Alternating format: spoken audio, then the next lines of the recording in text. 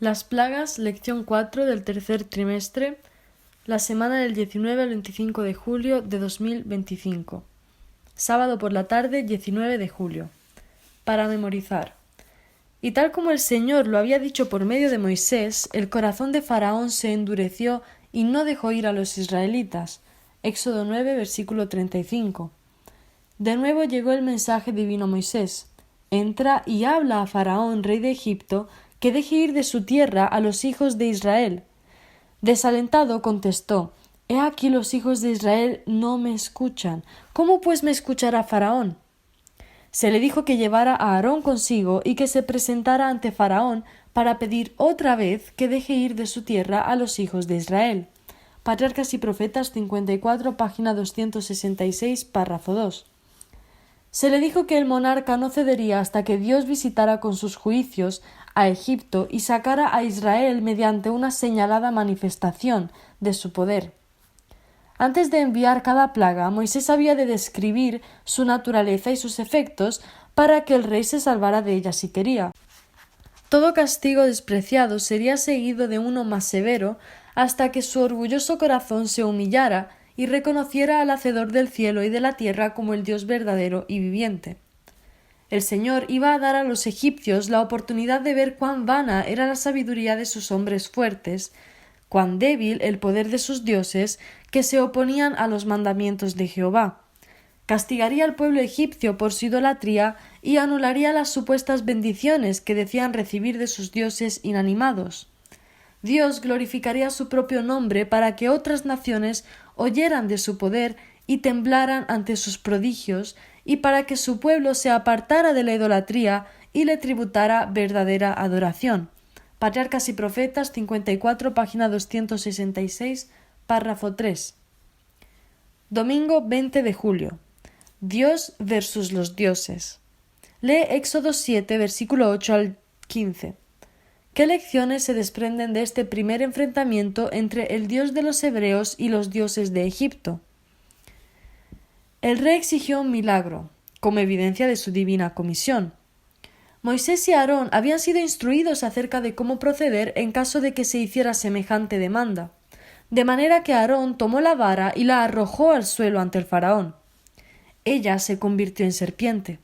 El monarca hizo llamar a sus sabios y hechiceros, y cada uno echó sus varas, las cuales se volvieron culebras, pero la vara de Aarón devoró las varas de ellos. Entonces el rey, más decidido que antes, declaró que sus magos eran iguales en poder a Moisés y a Aarón, y denunció a los siervos del Señor como impostores, y se sintió seguro al resistir sus demandas.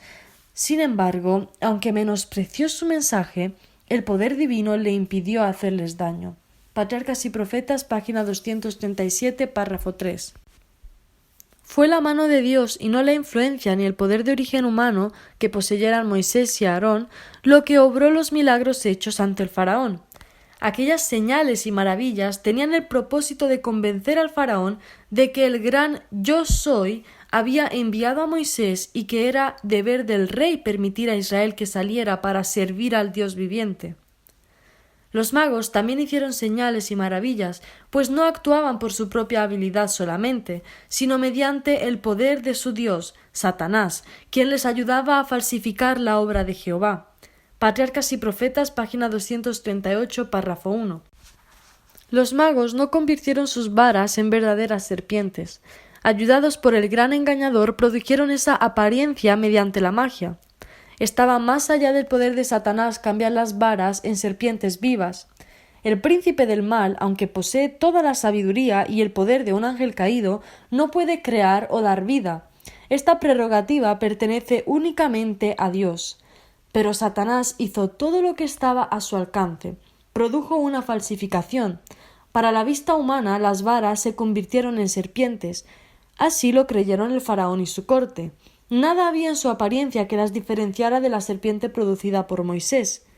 Aunque el Señor hizo que la serpiente verdadera se tragara a las falsas, el faraón no lo consideró como obra del poder de Dios, sino como resultado de una magia superior a la de sus siervos. Patriarcas y Profetas, página 238, párrafo 2. Lunes 21 de julio. ¿Quién endureció el corazón del faraón? Lee Éxodo capítulo 7 versículos 3, 13, 14 y 22. ¿Cómo entendemos estos textos? Dios había declarado tocante al faraón: pero yo endureceré su corazón, de modo que no dejará ir al pueblo. Éxodo 4, versículo 21. No se ejerció un poder sobrenatural para endurecer el corazón del rey. Dios dio al faraón las muestras más evidentes de su divino poder. Pero el monarca se negó obstinadamente a aceptar la luz. Toda manifestación del poder infinito que él rechazara lo empecinó más en su rebelión. El principio de rebelión que el rey sembró cuando rechazó el primer milagro produjo su cosecha. Al mantener su terquedad y aumentarla gradualmente, su corazón se endureció más y más hasta que fue llamado a contemplar el rostro frío de su primogénito muerto. Patriarcas y Profetas, página 242, párrafo 2. Dios habla a los hombres por medio de sus siervos, dándoles amonestaciones y advertencias y censurando el pecado.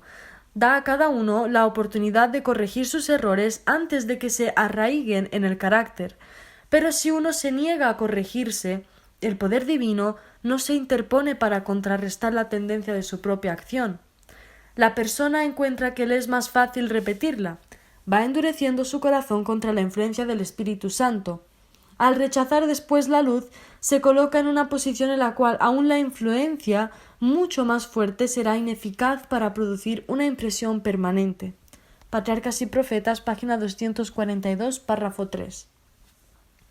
Y Jehová dijo a Moisés: Cuando vayas a volver a Egipto, mira que hagas delante del faraón todas aquellas maravillas que he puesto en tu mano. Pero yo endureceré su corazón para que no deje ir al pueblo. Es decir, el despliegue de poder omnipotente ante el faraón, al ser rechazado por él, lo haría más duro y firme en su rebelión. Su dureza de corazón aumentaría por la continua resistencia al poder de Dios. Pero él anularía la dureza del corazón de Faraón, de modo que su negativa a dejar marchar a Israel engrandecería su nombre ante los egipcios y también ante su pueblo. Spiritual Gifts, tomo 3, página 194, párrafo 2. El faraón deseaba justificar la terquedad que manifestaba al resistirse al mandato divino, y buscó algún pretexto para menospreciar los milagros que Dios había hecho por medio de Moisés. Satanás le dio exactamente lo que quería. Mediante la obra que realizó por intermedio de los magos, hizo aparecer ante los egipcios a Moisés y a Aarón como simples magos y hechiceros, y dio así a entender que su demanda no merecía el debido respeto al mensaje de un ser superior. De esta manera la falsificación satánica logró su propósito. Envalentonó a los egipcios en su rebelión y provocó el endurecimiento del corazón del faraón contra la convicción del Espíritu Santo. Satanás también esperaba turbar la fe de Moisés y de Aarón en el origen divino de su misión, a fin de que sus propios instrumentos prevaleciesen. No quería que los hijos de Israel fueran libertados de su servidumbre para servir al Dios viviente. Patriarcas y Profetas, página 238, párrafo 3. Martes 22 de julio. Las 3 primeras plagas. Lee Éxodo capítulo 7, versículo 14 al capítulo 8, versículo 19. ¿Qué ocurrió al desencadenarse estas plagas? A Moisés y a Aarón se les indicó que la mañana siguiente se dirigieran a la ribera del río, a donde solía ir el rey. Como las crecientes del Nilo eran la fuente del alimento y la riqueza de todo Egipto, se adoraba a este río como a un dios, y el monarca iba ya diariamente a cumplir sus devociones. En este lugar los dos hermanos se repitieron su mensaje, y después, alargando la vara, hirieron el agua, y la sagrada corriente se convirtió en sangre. Los peces murieron y el río se tornó hediondo. El agua que estaba en las casas y la provisión que se guardaba en las cisternas también se transformó en sangre. Pero los encantadores de Egipto hicieron lo mismo. El faraón se volvió y regresó a su casa sin prestar atención tampoco a esto. La plaga duró 7 días, pero sin efecto alguno. Patriarcas y Profetas, página 239, párrafo 2. Nuevamente se alzó la vara sobre las aguas, y del río salieron ranas que se esparcieron por toda la tierra. Invadieron las casas, donde tomaron posesión de las alcobas, y aun de los hornos y las artesas. Este animal era considerado por los egipcios como sagrado y no querían destruirlo, pero las viscosas ranas se volvieron intolerables. Pululaban hasta el palacio del faraón y el rey estaba impaciente por alejarlas de allí. Los magos habían aparentado producir ranas, pero no pudieron quitarlas. Al verlo, el faraón fue humillado. Llamó a Moisés y a Aarón y dijo: «Orad a Jehová para que aparte las ranas de mí y de mi pueblo, y dejaré ir a tu pueblo para que ofrezca sacrificios a Jehová». Luego de recordar al rey su jactancia anterior, le pidieron que designara el tiempo en que debieran orar para que desapareciera la plaga. El faraón designó el día siguiente, con la secreta esperanza de que en el intervalo las ranas desapareciesen por sí solas, librándolo de esa manera de la amarga humillación de someterse al Dios de Israel. La plaga, sin embargo, continuó hasta el tiempo señalado, en el cual en todo Egipto murieron las ranas, pero permanecieron sus cuerpos putrefactos, corrompiendo la atmósfera. Patriarcas y Profetas, página 239, párrafo 3. El Señor pudo haber convertido las ranas en polvo en un momento, pero no lo hizo, no sea que una vez eliminadas, el rey y su pueblo dijeran que había sido el resultado de hechicerías y encantamientos como los que hacían los magos. Cuando las ranas murieron, fueron juntadas en montones. Con esto el rey y todo Egipto tuvieron una evidencia que su vana filosofía no podía contradecir. Vieron que esto no era obra de magia, sino un castigo enviado por el Dios del cielo. Patriarcas y Profetas, página 240, párrafo 1. Pero al ver el faraón que le habían dado reposo, endureció su corazón. Entonces, en virtud del mandamiento de Dios, Aarón alargó la mano y el polvo de la tierra se convirtió en piojos por todos los ámbitos de Egipto. El faraón llamó a sus magos para que hicieran lo mismo, pero no pudieron. La obra de Dios se manifestó entonces superior a la de Satanás. Los magos mismos reconocieron: «Es el dedo de Dios», pero él permanecería inconmovible. Patriarcas y Profetas, página 240, párrafo 2. Miércoles 23 de julio. Moscas, ganado y úlceras. Lee Éxodo capítulo 8, versículo 20 al capítulo 9, versículo 12. ¿Qué enseña este relato acerca de la libertad humana de rechazar a Dios, aun teniendo delante las mayores manifestaciones de su poder y su gloria? Las súplicas y amonestaciones no tuvieron ningún efecto, y se impuso otro castigo. Se predijo la fecha en que había de suceder para que no se dijera que había acontecido por casualidad. Las moscas llenaron las casas y lo invadieron todo, y la tierra fue corrompida a causa de ellas. Estas moscas eran grandes y venenosas, y sus picaduras eran muy dolorosas para hombres y animales. Como se había pronosticado, esta plaga no se extendió a la tierra de Gosén. Patriarcas y Profetas, página 240, párrafo 3. El faraón ofreció entonces permitir a los israelitas que ofrecieran sacrificios en Egipto, pero ellos se negaron a aceptar tales condiciones. No conviene que hagamos así, porque ofreceríamos a Jehová nuestro Dios lo que es la abominación para los egipcios. Si sacrificáramos lo que es abominación para los egipcios delante de ellos, ¿no nos apedrearían? Los animales que los hebreos tendrían que sacrificar eran considerados sagrados por los egipcios, y era tal la reverencia en los que los tenían, que aun el matar a uno accidentalmente era crimen, punible de muerte. Sería imposible para los hebreos adorar en Egipto sin ofender a sus amos. Patriarcas y Profetas, página 240, párrafo 4. Moisés volvió a pedir al monarca que se le permitiera internarse 3 días de camino en el desierto. El rey consintió y rogó a los siervos de Dios que implorasen que la plaga fuera quitada. Ellos prometieron hacerlo, pero le advirtieron de que no los tratara engañosamente. Se detuvo la plaga, pero el corazón del rey se había endurecido por la rebelión pertinaz y todavía se negó a ceder. Patriarcas y Profetas, página 241, párrafo 1. Siguió un golpe más terrible. La peste atacó a todo el ganado egipcio que estaba en los campos. Tanto los animales sagrados como las bestias de carga, las vacas, bueyes, ovejas, caballos, camellos y asnos, todos fueron destruidos. Se había dicho claramente que los hebreos serían exonerados y el faraón, al enviar mensajeros a las casas de los israelitas, comprobó la veracidad de esta declaración de Moisés. Del ganado de los hijos de Israel no murió ni un animal. Todavía el rey se mantenía obstinado. Patriarcas y Profetas, página 241, párrafo 2. Se le ordenó entonces a Moisés que tomara cenizas del horno y que las esparciese hacia el cielo delante del faraón. Este acto fue profundamente significativo. 400 años antes, Dios había mostrado a Abraham la futura opresión de su pueblo bajo la figura de un horno humeante y una lámpara encendida. Había declarado que visitaría con sus juicios a sus opresores y que sacaría a los cautivos con grandes riquezas. En Egipto, los israelitas habían languidecido durante mucho tiempo en el horno de la aflicción. Este acto de Moisés les garantizaba que Dios recordaba su pacto y que había llegado el momento de la liberación. Patriarcas y Profetas, página 241, párrafo 3. Cuando se esparcieron las cenizas hacia el cielo, las diminutas partículas se diseminaron por toda la tierra de Egipto, y doquiera cayeran producían granos. Hubo sarpullido que produjo úlceras tanto en los hombres como en las bestias.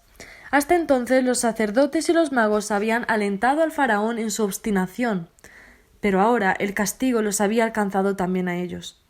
Atacados por una enfermedad repugnante y dolorosa, ya no pudieron luchar contra el Dios de Israel, y el poder del que habían alardeado los hizo despreciables. Toda la nación vio cuán insensato era confiar en los magos, ya que ni siquiera podían protegerse a sí mismos. Patriarcas y Profetas 241, párrafo 4. Jueves 24 de julio. Granizo, langostas y oscuridad. Lee Éxodo capítulo 9, versículo 13 al capítulo 10, versículo 29. ¿Hasta qué punto consiguen estas plagas que el faraón cambie de opinión? El faraón fue amenazado con una plaga de granizo y se le advirtió: envía pues a recoger tu ganado y todo lo que tienes en el campo, porque todo hombre o animal que se halle en el campo y no sea recogido en casa, el granizo caerá sobre él y morirá. La lluvia o el granizo eran en Egipto una cosa inusitada y tormenta como la predicha nunca antes se había visto. La noticia se extendió rápidamente y todos los que creyeron la palabra del Señor reunieron su ganado, mientras los que menospreciaron la advertencia lo dejaron en el campo. En esa forma, en medio de un castigo, se manifestó la misericordia de Dios. Se probó a las personas y se mostró cuántos habían sido llevados a temer a Dios mediante la manifestación de su poder. Patriarcas y Profetas, página 243, párrafo 2. La tormenta llegó según lo predicho: truenos, granizo y fuego mezclados, tan grande cual nunca hubo en toda la tierra de Egipto desde que fue habitada. Aquel granizo hirió en toda la tierra de Egipto todo lo que estaba en el campo, así hombres como bestias. También destrozó el granizo toda la hierba del campo y desgajó todos los árboles del país. La ruina y la desolación marcaron la senda del ángel destructor. Únicamente se salvó la región de Gosén. Se demostró a los egipcios que la tierra está bajo el dominio del Dios viviente, que los elementos responden a su voz y que la verdadera seguridad está en obedecerlo. Patriarcas y Profetas, página 243, párrafo 3. Todo Egipto tembló ante el tremendo juicio divino. El faraón llamó a prisa a los dos hermanos y dijo: he pecado esta vez. Jehová es justo y yo y mi pueblo somos impíos. Orad a Jehová para que cesen los truenos de Dios y el granizo. Yo os dejaré ir, y no os detendréis más. Moisés le respondió: tan pronto salga yo de la ciudad, extenderé mis manos a Jehová, los truenos cesarán y no habrá más granizo, para que sepas que de Jehová es la tierra. Pero yo sé que ni tú ni tus siervos temeréis todavía la presencia de Jehová Dios. Patriarcas y Profetas, página 244, párrafo 1. Moisés entonces extendió su vara por sobre la tierra y sopló un viento del este y trajo langostas, en tan gran cantidad como no la hubo antes ni la habrá después. Llenaron el cielo hasta que la tierra se oscureció y devoraron toda cosa verde que quedaba. Patriarcas y Profetas, página 245, párrafo 5. El faraón hizo venir inmediatamente a los profetas y les dijo: He pecado contra Jehová vuestro Dios y contra vosotros, pero os ruego ahora que perdonéis mi pecado solamente esta vez, y que oréis a Jehová vuestro Dios para que aparte de mí al menos esta plaga mortal. Así lo hicieron, y un fuerte viento del occidente se llevó las langostas hacia el mar Rojo. Pero aún así el rey persistió en su terca resolución. Patriarcas y Profetas, página 245, párrafo 6. De repente una gran oscuridad se asentó sobre la tierra, tan densa y negra que parecía que se podía palpar. No sólo quedó la gente privada de luz, sino que también la atmósfera se puso muy pesada, de tal manera que era difícil respirar. Ninguno vio a su prójimo, ni nadie se levantó de su lugar en 3 días, pero todos los hijos de Israel tenían luz en sus habitaciones. El sol y la luna eran para los egipcios objetos de adoración. En esas tinieblas misteriosas, tanto la gente como sus dioses fueron heridos por el poder que había patrocinado la causa de los siervos. Véase el apéndice nota 5. Sin embargo, por espantoso que fuera, este castigo evidenciaba la compasión de Dios y su falta de voluntad para destruir. Estaba dando a la gente tiempo para reflexionar y arrepentirse antes de enviarles la última y más terrible de las plagas. Patriarcas y Profetas, página 246, párrafo 1. Viernes 25 de julio. Para estudiar y meditar. Por último, el temor arrancó al faraón una concesión más.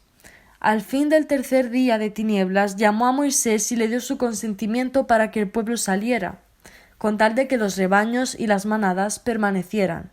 No quedará ni una pezuña, porque de él hemos de tomar para servir a Jehová, nuestro Dios, y no sabemos con qué hemos de servir a Jehová hasta que lleguemos allá.